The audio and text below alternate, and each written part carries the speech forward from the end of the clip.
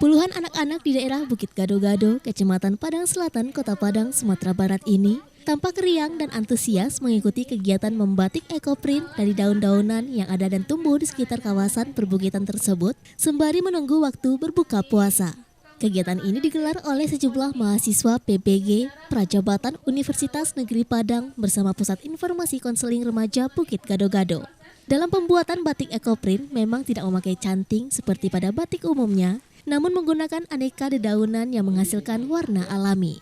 Masing-masing anak ini membuat motif batik dari pewarna alami di atas kain yang dijadikan sebagai kanvas dengan cara dipukul dengan menggunakan palu atau batu, kemudian direndam di dalam air tawas dan dijemur hingga kering.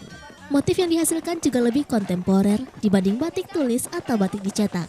Lokasi perkampungan Bukit Gado-Gado yang dikenal masih asri dan terjaga, serta terletak di daerah perbukitan mempunyai banyak ragam tumbuhan yang bisa diperkenalkan kepada anak-anak melalui membatik. Diharapkan dengan kegiatan ini, selain menambah wawasan dan keterampilan, anak-anak juga diajarkan bagaimana mencintai produk ramah lingkungan dari sejak dini.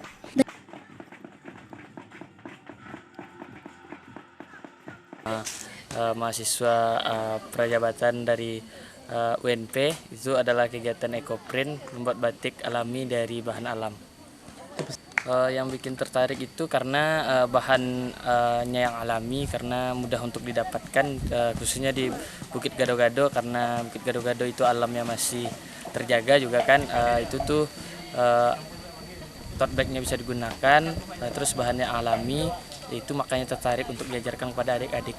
Nilai apa yang kita ajarkan dari nilai yang dapat diajarkan itu tuh memanfaatkan alam, itu yang pertama. Terus belajar bagaimana caranya untuk bisa menghargai apa yang ada di alam. Contohnya seperti tanaman-tanaman yang ada di sekitaran Bukit Gado-Gado.